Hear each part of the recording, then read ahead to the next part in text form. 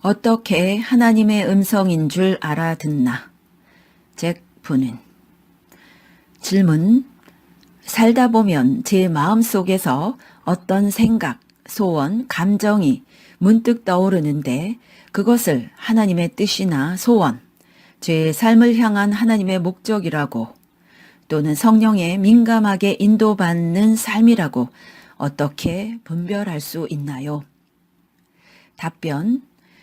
저는 종종 이 예화로 답을 합니다. 제가 생각해낸 예화인데 저는 이게 적당한 예화라 생각합니다. 제가 보건대 그건 여러분 엄마의 음성을 분별하는 것과 같습니다. 우리 엄마가 벽 건너편에 다른 대화 나누는 여러 여성들과 함께 있습니다.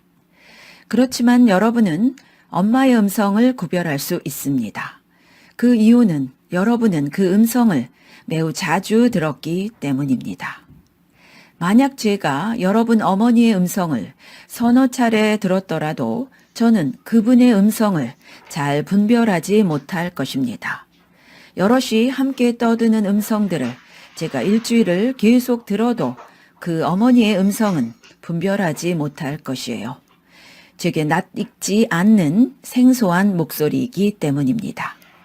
그래서 평소에 그 음성의 친밀함, 그것이 우리를 분별하게 해 줍니다. 하나님의 음성도 마찬가지죠. 우리 생각과 마음에는 여러 음성들이 들려옵니다. 대부분 우리 자신의 생각들이죠. 우리는 라디오, TV, 옥외 광고판, 신문, 미디어 등에 파묻혀 있죠. 그들이 내는 음성들도 마찬가지입니다. 당신이 어떻게 돈을 써야 하는가, 당신이 이 일을 어떻게 해야 되는가 등등. 이렇게 미디어를 통한 많은 사람들의 의견들로 우리들은 파묻혀 삽니다. 그게 어릴 적부터 어른까지 지속됩니다. 그래서 우리 마음에는 여러 음성들이 들려오니까 하나님의 음성을 분별하기 어려운 점이 그만큼 있습니다. 그런 가운데서 우리가 하나님의 음성을 들으려면, 구별해 내려면 우리는 그분 음성에 아주 친밀해져야 합니다. 그런데 이것은 시간이 걸립니다. 예수님은 양은 목자의 음성을 듣는다고 하셨죠. 요한복음 10장 3절. 문지기는 그를 위하여 문을 열고 양은 그의 음성을 듣나니. 자기 양을 다 내놓은 후에 앞서 가면 양들이 그의 음성을 아는 고로 따라오되 내 양은 내 음성을 들으며 나는 그들을 알며 그들은 나를 따르느니라. 그렇지만 어린 양은 그걸 천천히 배워나가야 합니다. 그러다가 어느 날 그 음성을 잘 듣겠지요. 그 하나님 음성 듣기를 배우기 시작하면서 하나님의 음성을 가장 잘 듣는 길은 성경을 읽는 것입니다. 왜냐하면 성경은 분명한 하나님의 음성이기 때문이며 제가 여러분께 증명할 수 있습니다. 제가 50년을 읽어왔는데 그건 하나님의 음성이 맞습니다. 만약 여러분이 이에 대해 의심이 생기면 제가 말씀드립니다. 한번 읽어보세요. 하나님이 당신에게 말씀하실 때 성경을 통해서 하십니다. 당신의 문제를 해결하기 위해서 성경을 통해서 말씀하십니다. 제가 개인적으로 확실히 믿습니다. 지난 50년의 경험으로 볼 때 성경에 답이 있습니다. 직면하는 모든 문제에 대한 답이 거기에 담겨 있습니다. 예외가 없습니다. 여기 성경 속에 답이 있습니다. 만약 여러분이 성경 속 어디에 답이 있는지 찾을 수만 있다면요. 그래서 성경을 열심히 평소에도 읽고 문제를 만나면 더 열심히 읽으면서 그 답을 찾아야 합니다. 성경은 어떤 원리를 줍니다. 당신이 이 사람과 결혼해라, 이 직업을 선택해라, 이곳으로 이사해라 등의 구체적 뜻은 제시해주지 않더라도 말씀을 통해서 어떤 원리를 당신에게 줍니다. 그러면 그 말씀이 당신의 결정을 지도해 줄 것입니다. 구약시대 때 성령님은 사람 속에 거주하지 않으셨어요. 사람 바깥에 계시면서 외부에서 말씀하셨습니다. 그래서 귀를 통해서 그 음성을 들었습니다. 아브라함, 이삭, 이사야, 모든 사람들이 외부적으로 귀로 하나님의 음성을 들었어요. 그런데 신약 시대는 성령이 오셔서 우리 속에 내주하십니다. 그것이 우리가 하나님의 음성을 내면적으로 듣는 이유입니다. 여러분은 외부적으로 듣는 것이 더 낫다고 생각하겠지만 그렇지 않습니다. 만약 하나님이 모든 세부적인 것까지 우리에게 직접 지시하신다면 우리는 영적으로 성장하지 않을 것입니다. 제가 살면서 발견한 한 가지는 제가 신앙생활 초기에는 저는 성경으로나 다른 방식으로나 하나님의 음성을 선명하게 들었습니다. 그래서 작은 것까지도 하나님이 제게 원하시는 것을 알 수 있었어요. 그러나 제가 주 안에서 성장해 가면서 저는 그 음성을 똑똑히 듣지 않게 되었습니다. 그건 마치 하나님이 제게 믿고 맡겨주시는 것 같았어요. 예를 들면 아이가 어릴수록 여러분은 지시를 많이 합니다. 이 닦아라, 옷 갈아입어라, 샤워해라, 잠잘 시간이다, 숙제해라. 그러나 아이가 자라갈수록 채소를 많이 먹어라든지 뭐든지 지시가 점점 줄어들게 됩니다. 그래서 25살이 넘은 자녀에게 이 닦아라, 샤워해라 등의 지시는 어리석은 말이죠. 그래서 우리가 영적으로 성장하면서 만약 여러분이 항상 주님의 음성을 기다린다면 이 닦아라, 이것 해라, 저것 해라 등의 음성, 그렇다면 여러분은 여전히 어린아이입니다.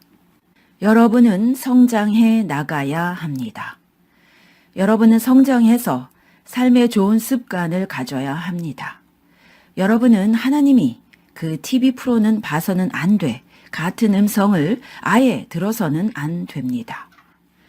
여러분은 그 같은 초보적인 하나님의 음성을 듣기 원하십니까? 혹은 너는 그렇게 행동하면 안 돼.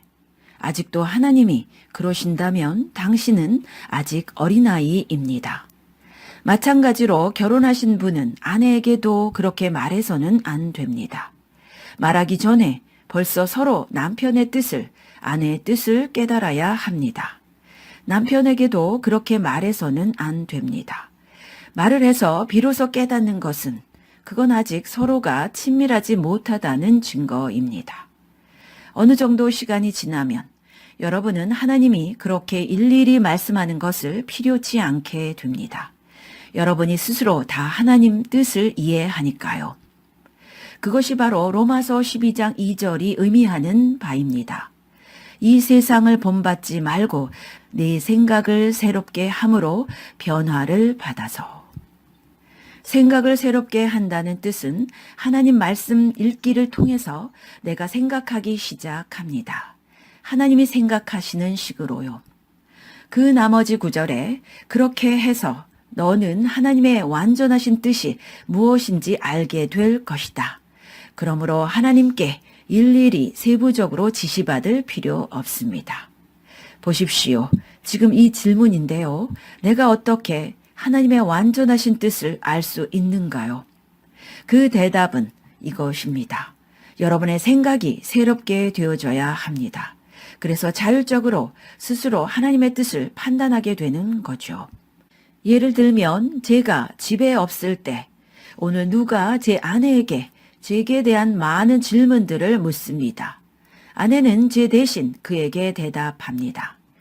제가 좋아하는 음식은 무엇인지, 또 어떤 특정한 상황에서 내 대답은 어떠할지 내 대신 이야기해 줍니다. 마치 제가 집에 있었으면 했을 대답을 제 대신 다 해 줍니다. 그러나 우리가 결혼한 첫 해에는 아내는 그렇게 할 수 없었죠. 그 모든 대답에 대한 답을 알 수 없었습니다. 그래서 그건 마치 결혼 생활과 같아요. 더 오래 함께 살다 보면 남편에 대해 알게 되죠. 그의 관심 분야, 그의 생활 방식, 좋아하는 일, 싫어하는 일. 하나님의 음성을 아는 것은 이런 것입니다. 우리가 하나님과 더욱 오래 살면 그분이 좋아하시는 것과 싫어하시는 것을 우리가 분명히 알게 됩니다. 우리는 그리스도의 신부라 할 수 있습니다. 우리는 신랑과 함께 살고 있습니다. 성경에서 말씀하길 우리가 영으로 그분과 결혼했다. 우리는 한 영으로 주님과 결합했다. 그래서 우리는 결혼 생활처럼 주님을 더욱더 알아가게 됩니다. 세월이 지날수록 만약 여러분이 진정 주님과 동행한다면, 진정 여러분의 남편 주님과 교제를 가진다면 그러면 주님을 알게 됩니다. 만약 여러분이 남편을 이따금 만난다면 그분을 잘 알 수는 없습니다. 그러나 여러분이 정기적으로 주님과 함께 산다면 여러분은 점차적으로 그의 생각을 배우게 됩니다. 이런 것과 같은 거죠. 오늘 누가 우리 집에 와서 제가 집에 없는데 그는 아내에게 뭔가를 묻습니다. 이 상황에서 어떻게 해야 하는지요? 아내는 즉시로 그에게 대답해 줍니다. 제 음성을 안 들어도. 그래서 우리도 그것과 마찬가지로 압니다. 이것이 예수님이 이 땅에서 하신 일입니다. 저도 그렇게 하나님의 음성을 들으려 합니다. 그러나 이건 시간이 걸립니다. 우리는 정직하게 살아야 합니다.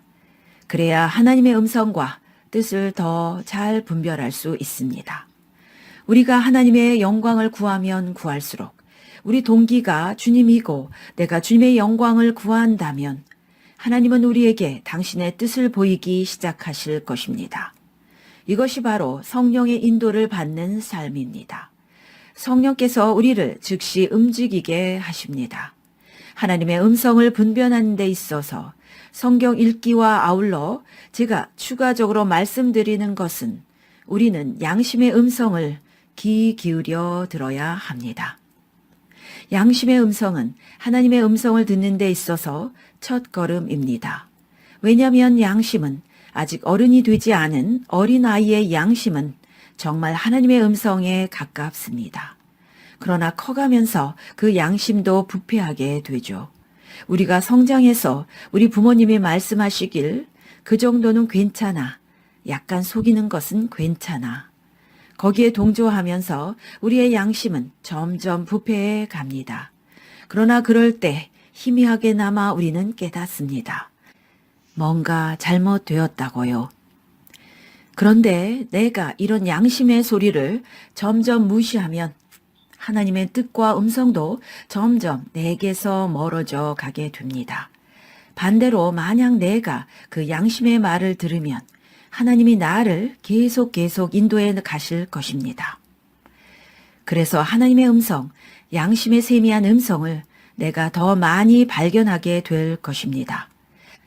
말씀을 벗어나 잘못된 일, 하나님의 뜻이 아닌 일들을 나는 더 많이 발견하게 될 것입니다.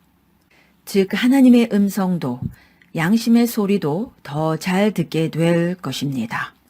그러나 하나님이 내게 보여주시는 일에 내가 순종하지 않으면 그러면 하나님은 더 이상 나를 인도하시지 않습니다. 하나님의 음성을 들려주시지 않습니다. 그런 면을 우리가 주의해야 하겠습니다. 하나님의 뜻, 음성 관련 설교 모음. 여기서 하나님의 뜻과 하나님의 음성을 일단 같은 의미로 정의합니다. 시중에서 하나님의 뜻이나 하나님의 음성을 이해하는 방식은 크게 두 방향입니다. 첫 번째, 하나님의 계명, 도덕적 계명으로서의 하나님의 뜻. 예를 들면 거룩하라. 이것은 너희를 향하신 하나님의 뜻이니라. 항상 기뻐하라. 쉬지 말고 기도하라. 범사에 감사하라. 이것은 너희를 향하신 하나님의 뜻이니라. 그 외에도 땅끝까지 복음을 전하라. 성령의 충만을 받으라. 이렇게 하나님의 뜻, 음성이란 표현이 적혀 있지 않아도 그것은 하나님의 뜻인 줄 또는 음성인 줄 우리가 다 압니다. 여기에 대해서는 논쟁이나 논란이 없습니다. 그게 다 하나님의 뜻이요 하나님의 음성인 줄 모두가 인정합니다. 두 번째, 그런데 21세기를 살아가는 오늘날의 신자들은 하나님의 계명, 도덕적 계명으로서의 하나님의 뜻이나 음성보다는 내가 어느 직장을 택할 것인가, 내가 누구와 결혼할 것인가, 내가 어디로 이사를 갈 것인가 등 어떤 실생활과 관련되는 하나님의 뜻과 음성을 듣기를 원합니다. 여기에 대해서는 논란이 있습니다. 이 실생활과 관련되는 하나님의 뜻과 음성을 듣는 것을 찬성하는 쪽이 있고 반대하는 쪽이 있다는 것입니다.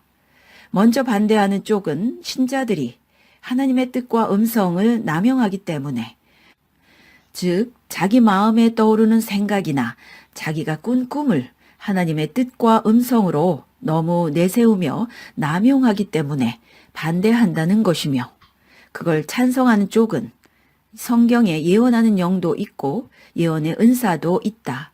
하나님은 오늘도 여전히 살아계시며 우리에게 말씀하신다. 다만 우리가 그걸 못 알아듣고 있다고 주장합니다. 사실 성경이 중요시 여기고 또한 강조하는 것은 위에 1번, 즉 하나님의 계명, 도덕적 계명으로서의 하나님의 뜻이나 음성을 강조합니다. 그것은 우리의 영생과 구원의 완성과 결정적으로 관련 있기 때문입니다. 그런데 우리 신자들이 중요시 여기고 강조하는 것은 위에 2번, 즉 실생활과 관련되는 하나님의 뜻과 음성을 듣는 것입니다. 우리는 지혜롭게 1번을 중요시 여기되 2번도 무시하지 않으면 되겠습니다. 어느 쪽이든지 일면 맞고 일면 틀린 점이 있습니다. 우리는 너무 한쪽으로 극단적으로 치우치지 말고 양쪽의 주장을 겸허하게 들으면서 이 문제에 대한 여러 설교자들의 설교를 들으면서 각자 성령의 인도하심을 받기 원합니다. 그런데 아래 여러 설교자들의 교훈을 한마디로 취합하면 1번, 즉 하나님의 계명, 도덕적 계명으로서의 하나님의 뜻이나 음성을 강조하면서 2번, 즉 실생활과 관련되는 하나님의 뜻과 음성을 무시하지 않습니다. 다만 분별하라는 것입니다. 자기가 기도와 말씀으로 스스로 분별하든지 아니면 주변 사람들로부터 분변과 검증을 받으라는 것입니다.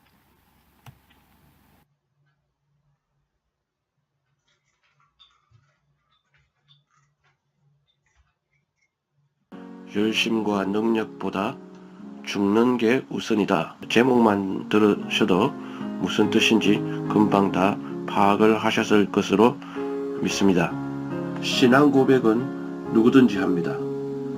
지금 마태복음 16장에 보면 베드로의 신앙 고백이 나옵니다. 주는 그리스도시요 살아계신 하나님의 아들이시니이다.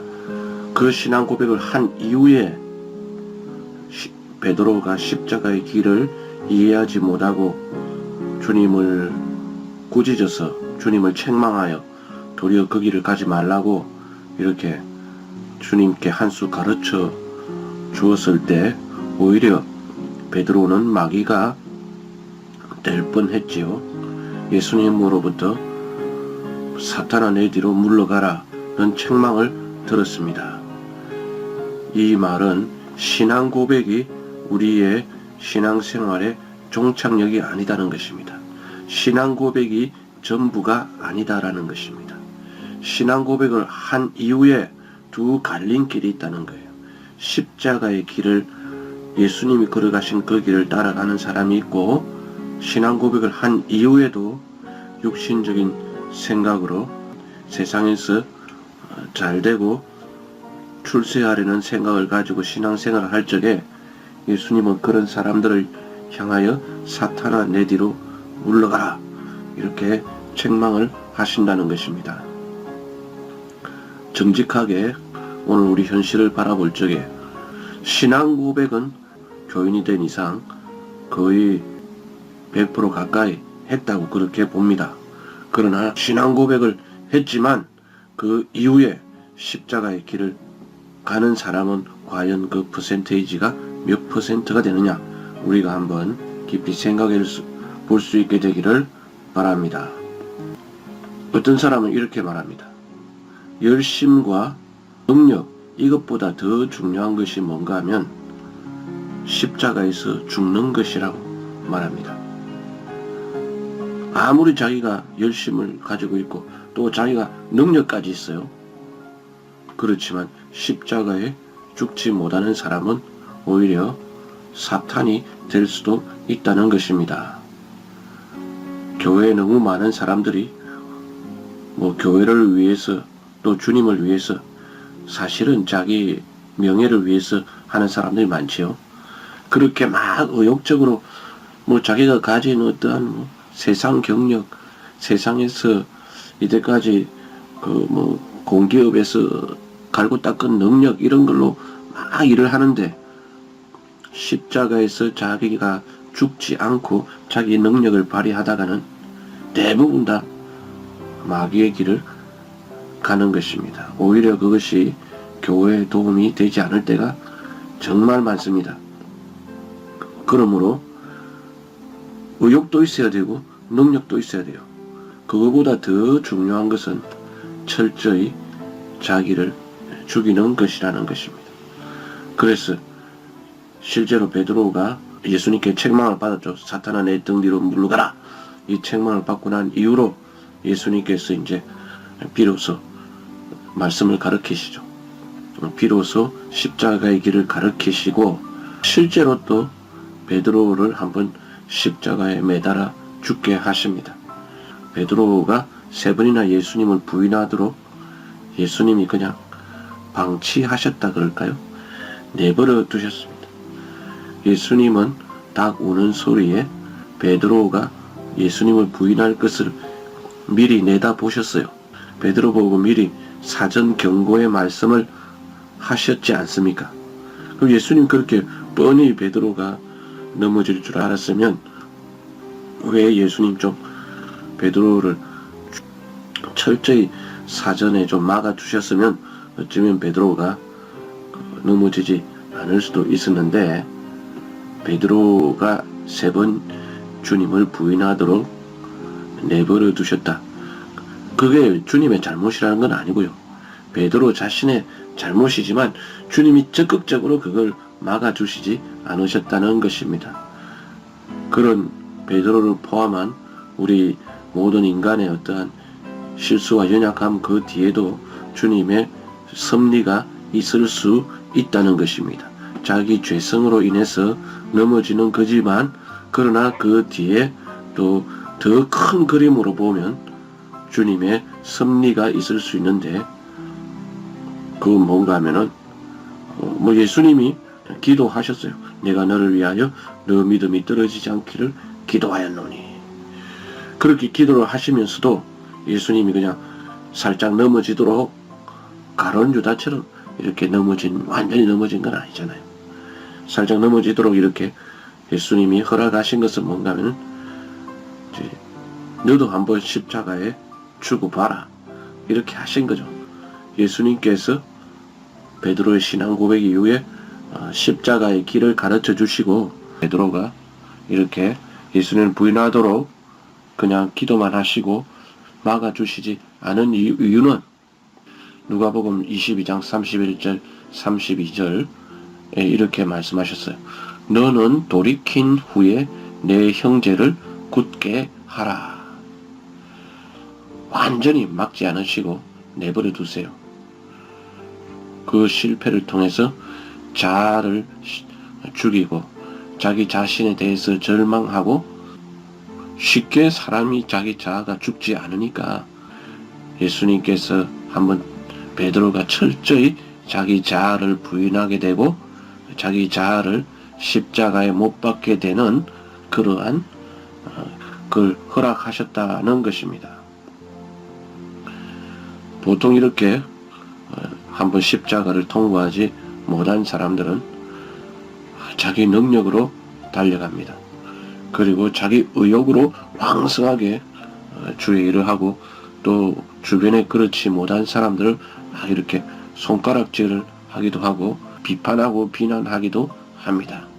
그러나 한번 이렇게 베드로처럼 또 사도 바울도 사도가 되기 전에 벌써 한번 크게 넘어진 적이 있었죠. 사도가 되기 전에. 그래서 그들은 다 이렇게 나는 아무것도 아닙니다. 나는 노바디입니다. 라고 자기 자아가 완전히 십자가에 못 박히고 자기 자아가 완전히 깨어지고 그래서 주님을 섬기는 사람이 되는 걸 볼 수가 있습니다. 그래서 이렇게 이제 십자가를 지고 주님을 따르는 사람들 중에 보면은 열심히 주님을 따르다가 깨어지는 사람들이 많아요. 중간층은 이렇게 깨지지 않습니다. 아주 열심히 예수님을 따르는 사람들이 잘 깨지고 그 다음에 아주 예수님을 안 따르고 죄악 가운데 살던 사람들이 또 잘 깨져요. 죽기를 천부여 의지없어서 손들고 돌아옵니다. 이렇게 완전히 자기 자아가 한번 죽었다 살아나는 그러한 체험을 하고 이렇게 돌아오는 사람이 있고 그 중간에는 좀 무산이라게 사실 영적으로 보면 제일 안 좋은 거죠. 무산이란 거. 그 위에 주님을 위해서 열심히 달려가고 주님을 위해서 열심히 충성하고 헌신 희생 봉사하고 뭐 자기 재산의 절반을 들여서 주님을 따르다가 이 베드로가 그렇잖아요. 베드로가 얼마나 주님을 위해서 헌신 충성 희생 봉사했습니까? 구약의 다윗도 그랬다고 어느 목사님이 그렇게 설교를 하시더라고요. 너무 열심히 하니까 다윗이 만약에 바세바와의 사건으로 넘어지지 않았다면 어쩌면 그는 대단히 교만한 사람이 될 수도 있었을 것입니다. 다윗이 그러지 않았겠어요. 하이 저 사람들 그 하나님 믿는 거 보니까 저 눈 뜨고 못 봐주겠다. 제발 내처럼 좀 믿으라. 내처럼 나 봐. 나를 봐. 내가 얼마나 전쟁에 나가서 승승장구하지. 백전백승이지. 그 다음에 내가 뭐 전쟁에 자기가 막 너무 하나님께 큰 은총을 받아서 너무 큰 일을 많이 하고 있었으니까 다른 사람 보니까 좀 이렇게 너무나 알로 보이고 시시하게 보이고 좀 믿음지 않게 보였지 않았겠습니까? 그 가운데서 다윗이 과연 예수 그리스도를 낳을 수 있는 믿음의 조상이요 구속사의 주인공이 될 수 있었을까요? 아마 되기 힘들었다고 봅니다. 그러니까 하나님께서는 다윗을 그래서 어떤 그 분이 그러더라고요. 뭐 섭리적인 넘어짐이다. 다윗의 넘어짐도 이 베드로의 넘어짐도 하나님의 섭리 가운데 있었다는 것이지요. 왜냐하면 그들이 이제 진실로 자아를 십자가에 못 박고 구속사의 한 기둥을 감당해야 될 굉장한 인물들이 돼야 되니까 하나님께서 반쯤 죽이시는 게 아니라 완전히 죽여버리시는 거죠. 신앙 고백 이후에 두 갈림길이 있는데 하나는 샤머니즘적인 신앙으로 잘 먹고 잘 사는 게 좋다. 이거 뭐 생각해 볼 필요도 없고 신앙 고백을 한 이후에도 사탄의 그런 길이 있고 신앙 고백을 한 이후에 십자가의 길이 있는데 이 십자가의 길을 가는 그 사람들이 주로 어떤 사람이냐? 적당하게 차지도 않고 덥지도 않고 미지근하게 가는 사람들은 십자가의 길을 잘 가지 못하더라. 왜냐하면은 이 십자가의 길이라는 게 지식만으로 되는 건 아니잖아요. 뭐 운전도 그렇고 수영도 그렇고 자전거 타는 것도 그렇고 지식 아무리 그 배워야 그러니까 하나님께 섭리적으로 강제로 그냥 십자가를 지게 하시는데 그래 십자가를 지는 사람들이 보니까 아주 예수를 잘 믿는데 아주 신앙생활을 열심히 하는데 주마 가편 달리는 말에 채찍을 가듯이 더 잘 믿으라고 더 완벽하게 되라고 하나님께서 보통 사람들이 스스로 지기 어려운 십자가를 억지로 이렇게 지어서 억지로 자기 자아가 깨어지고 자기 자아를 십자가 못 박히게 하는 경우를 신약에서 베드로, 구약에서 다윗을 살펴보았습니다. 그래서 주의 일을 하고 주님의 사명을 감당하는 것은 능력보다 더 십자가가 우선이고 또 자기 어떠한 경험보다 십자가가 우선이고 자기 자아가 완전히 다윗처럼 또 베드로처럼 깨어진 그 가운데서 어떠한 일이 되어지는 거지, 자기 자아가 깨어지지 않는 가운데서 어떠한 일을 한다는 것은 오히려 예수님이 베드로를 책망하신 것처럼 사탄아 내 뒤로 물러가라 라는 그러한 책망이 될 수도 있다는 것입니다. 그리하여 지금 어쨌건 우리는 신앙 고백 이후에 십자가의 길을 가지 아니하면 사탄의 길을 갈 수 있다는 것을 우리는 깊이 생각하며 이 십자가 신앙이 얼마나 중요한 것인가를 다시 한번 잊지 말아야 되겠습니다. 신앙 고백을 해서 구원만 받으면 다 되는 것 같지만 하나님 아버지 신앙 고백을 한 이후에 두 갈림길이 있다는 것을 알았습니다. 하나는 완전히 죽어야 열매가 나타납니다. 십자가 신앙은 성령 사역의 기초입니다. 성도의 삶과 기독교 사역의 기초는 내 자아의 죽음입니다. 나는 성령의 기름 부음을 간절히 사모하지만 그 성령의 기름 부음보다 더 간절히 날마다 사모하는 것이 있는데 그것은 바로 내 자아의 죽음이라는 것입니다. 나는 진심으로 이것을 원하며 앞으로도 더 간절히 이것을 원합니다. 그러니까 자기 자아의 죽음 없는 성령의 기름 부으심은 기초가 없는 집을 위로 지어 올리는 것입니다.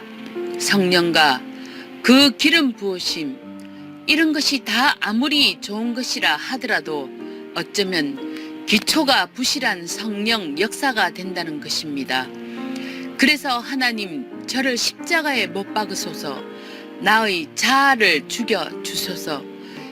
이것이 오늘날 저 진 목사의 가장 대표적인 기도 제목입니다. 저는 이것의 중요성을 깊이 절감하고 있습니다. 내 자아의 죽음이 없으면 은사, 능력, 축복, 국제적인 사역 등 그 어떤 것도 아무런 의미가 없다고 봅니다. 집은 높이 짓기만 한다고 좋은 것이 아니며 기초가 튼튼해야 하는데 내 자아의 죽음, 바로 모든 기독교 사역의 기초입니다.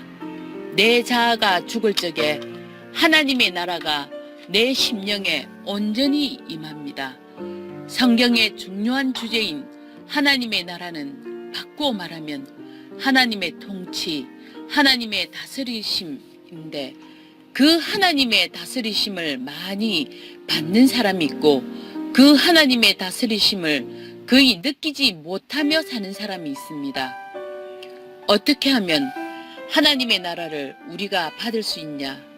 하나님의 통치 가운데로 우리가 들어갈 수 있느냐? 그것은 바로 내 자아의 죽음에 달려 있다는 것입니다. 즉 십자가 신앙에 달려 있습니다. 우리는 쉽게 예수님은 나의 주, 나의 왕, 이러한 찬양을 부르지만 정말 실제 삶의 순간순간 매 시간마다 주님의 통치와 주님이 나의 주되심 속에 사는 사람이 있고 그렇지 못한 사람이 있다는 것입니다.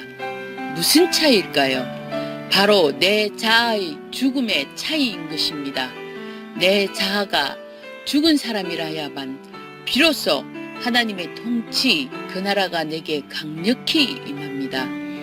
우리가 하루에 10번 이상 나라에 임하옵시며 라는 주기도문을 외운다고 하나님의 나라가 내게 임하는 것은 아니고, 하나님 나라가 내게 임하는 가장 큰 방해가 있는데 그것은 바로 내 자아라는 것입니다. 즉 내가 내 삶의 왕이 되어서 스스로 모든 것을 다스리고 통치하고 주관하니까 그 결과는 썩 좋지 않은 것입니다. 하나님의 나라가 임하지 않는 것입니다. 자아가 십자가에 죽은 사람에게 주님의 임재가 임합니다. 내게 주님의 임재가 임하고 있습니까? 하나님의 영광이 내게 나타나고 있습니까? 아니면 하나님의 영광이 내게 임하지 않고 주님의 통치가 내게 임하지 않고 주님의 임재가 내게 나타나지 않는 것입니까? 어떻게 알 수 있습니까? 내 주변 사람에게 진지하게 물어보면 됩니다. 주님의 임재가 있는 사람, 다시 말해서 주님의 나라가 임하는 사람, 또 다르게 말하면 자기 자아가 죽은 사람입니다. 그런 사람은 그의 주변 사람들이 안다는 것입니다. 회사 사람들이, 직장 사람들이 압니다. 저 사람은 뭔가 달라. 저 사람은 우리랑 달라. 이렇게 말한다는 것입니다. 자기 가족들도 다 압니다. 자아가 죽은 사람, 자기 자아를 십자가에 못 박은 사람은 집에서도 외식하는 면이 없습니다. 그래서 자기 집안 식구들이 다 압니다. 우리 딸은, 우리 아들은, 우리 어머니는, 우리 아버지는 참 크리스찬이야. 하나님의 참 종이야. 반드시 알게 되어 있습니다. 교우들도 잘 압니다. 왜냐하면 저 형제님, 자매님들에게는 뭔가 생명의 역사가 나타나고 있기 때문인 것입니다. 다른 사람에게 찾아볼 수 없는 생명을 그는 가지고 있습니다. 그가 설교를 하더라도, 찬양 인도를 하더라도, 또는 봉사를 하더라도 그에게 막 어떠한 생명이 느껴지고 생수가 나오고 생명의 힘이, 성령의 은혜가 흐르는 그런 사람이 있습니다. 어떤 사람이라고요? 자기 자아가 십자가에 못 박혀 죽은 사람이라는 것입니다. 자기 자아가 십자가에 못 박혔기 때문입니다. 주님의 나라가 임하고 주님의 다스림과 통치가 임하는 것입니다. 즉 주님의 임재가 나타나는 것입니다. 이 설교의 주제는 성령의 기름 부음보다 자기 자아의 죽음을 더 사모해야 한다입니다. 즉 십자가 신앙이 기초가 되어 있어야 성령 사역, 성령의 역사도 참되고 계속 진행된다는 것입니다. 아주 굉장히 중요한 지적입니다. 내 자아가 강하게 살아 있으니까요. 성령의 역사가 나타나지 않고 있습니다. 자, 그래서 모세, 다윗, 다니엘, 초대교회 성도님들, 빌립 집사, 이 모든 사람들에게 명확하게 달랐던 것은 주님의 임재였습니다. 그들이 사역할 때 그 현장에 주님의 임재가 늘 함께 하시니까 그들의 사역의 현장에 풍성한 생명이 나타나고 사람들의 마음에 심령의 변화가 일어났습니다. 도시가 소동하고 정말 덜썩거릴 정도였습니다. 그래서 성경에는 그렇게 주님이 임재와 함께 성령이 나타남으로 사역하는 사람들이 많이 나오는데 오늘날 우리 현실에는 마치 언사 중지 설일처럼 왜 그런 성령의 나타남들이 오늘날 드물게 나타나는 것입니까? 하나님의 생명이, 성령의 기름 부으심이 왜 강력히 나타나지 않는가요?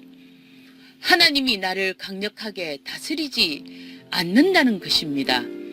그것은 내 자아가 너무 강하기 때문에 마치 단단한 호두 껍질처럼 내 자아가 내 영혼을 딱딱하게 둘러싸고 있기 때문에 내 영에 계시는 예수님의 생명, 성령의 나타남과 능력, 이런 것들이 온전히 겉으로 나타나지 못하는 것입니다.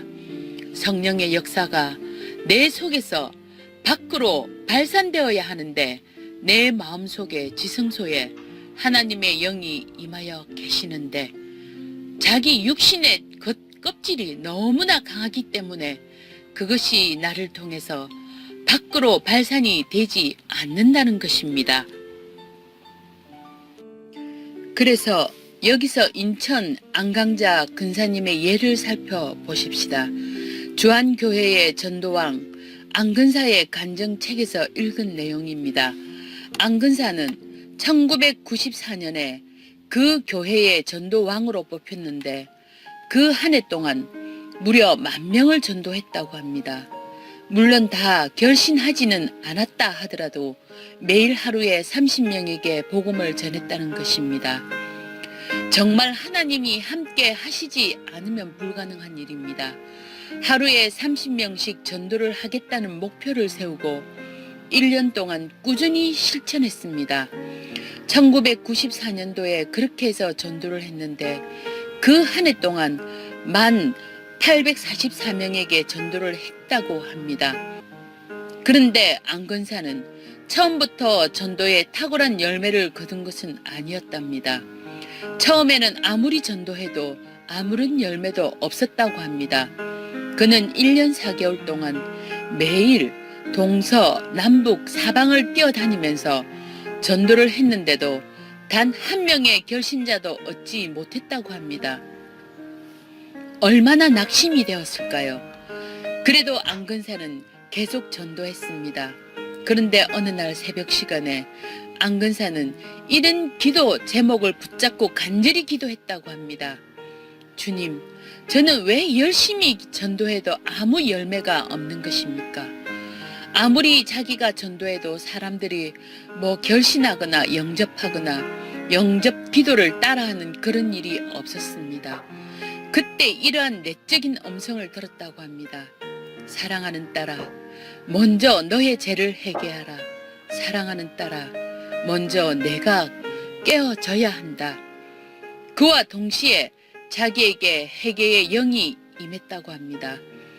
본인은 스스로 깨끗하다고 자처하며 살고 있었는데 숨겨져 있었던 자기의 깊은 교만과 다른 여러 가지 죄악을 깨닫게 되면서 빛 가운데 자신의 추함이 낱낱이 드러나면서 얼마나 열심히 간절히 회개했던지 그 아침에 3시간 동안이나 낱낱이 뜨겁게 회개하는 기도를 드렸다고 합니다.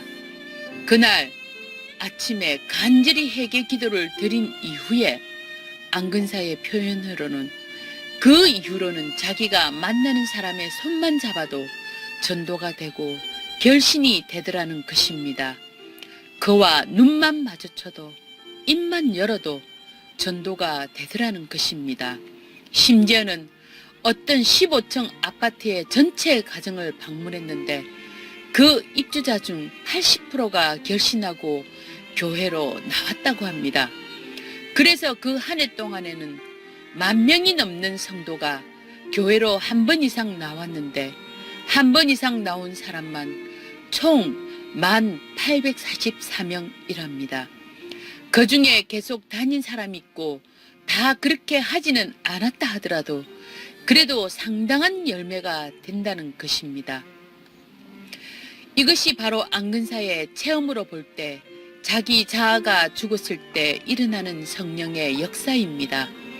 예전에는 자기 인간적 혈기, 육신의 힘으로 전도를 했을 적에는 자기 자신이 힘들고 아무 열매도 나타나지 않았는데 자기가 깊이 회개하고 자기 죄가 이렇게 다 토설된 이후에 자기 자아가 깨어진 이후에 그가 하는 전도는 그 이전의 전도와 질적으로 달랐다는 것입니다.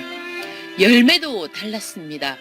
왜냐하면 자기가 쳐다보기만 해도 입만 열기만 해도 그 사람의 손을 잡기만 해도 전도가 되더라는 것입니다. 그 안건사로부터 이전에 없었던 생명이 뿜어져 나오고 하나님의 영광과 그 은혜와 성령에 감사하는 그 기운이 함께 했기 때문에 이러한 역사가 나타났다는 것입니다. 그래서 이 설교에 의하면 성령의 역사보다 더 먼저 선행되어야 하는 것은 자기 자아의 죽음이다라는 것입니다. 자기 자아의 죽음이나 성령의 역사는 그겁니다. 하나입니다. 그러나 동전에 양면과 같이 겉으로 드러나는 것이 성령의 역사라면 그 속에 있는 알맹이 본질은 자기 자아의 죽음이며 바꾸어 말한다면 자기 자아의 죽음이 없는 겉으로 나타나는 성령의 역사는 그것이 성령의 역사를 흉내내는 것이지 진정한 성령의 역사가 아니라는 것입니다. 예수님께서도 이런 말씀을 하셨습니다. 내가 진실로 너희에게 이르노니 한 알의 밀이 땅에 떨어져 죽지 아니하면 한 알 그대로 있고 죽으면 많은 열매를 맺느니라. 아멘. 죽으면 많은 열매를 맺느니라. 죽으면 많은 열매를 맺느니라. 죽지 아니하면 한 알 그대로 있고 죽지 아니하면, 즉 자기 자아에 죽음이 없으면 자기 한 알 그대로 있지 아무 열매가 없다는 것입니다. 그러나 죽으면 자기 자아가 죽을 때 많은 열매를 거둔다는 것을 우리는 지금 안강자 권사의 예를 통해서 살펴보았습니다. 정말 하나님 나라의 사역은, 즉 기독교 사역은 사람의 힘으로 절대 할 수 없는 것들입니다. 하나님이 열매를 맺어 주셔야 열매가 반드시 맺히게 되어 있습니다. 그런데 하나님께서는 열매를 맺기 원하시고 열매를 거두시기를 원하시는데 그것을 방해하는 요인이 한 가지 있다는 것입니다. 왜냐하면 한 알이 그대로 있기 때문인 것입니다. 한 알이 밀이 땅에 떨어지긴 떨어졌는데, 즉 사역 현장에 투입되었는데 죽지 않고서 한 알 그대로 있다는 것입니다. 그러나 죽은 한 알의 밀은 많은 열매를 맺게 되어 있습니다. 그러므로 오늘 내 자아가 죽었느냐 안 죽었느냐 그 열매를 보면 알 수 있다는 것입니다.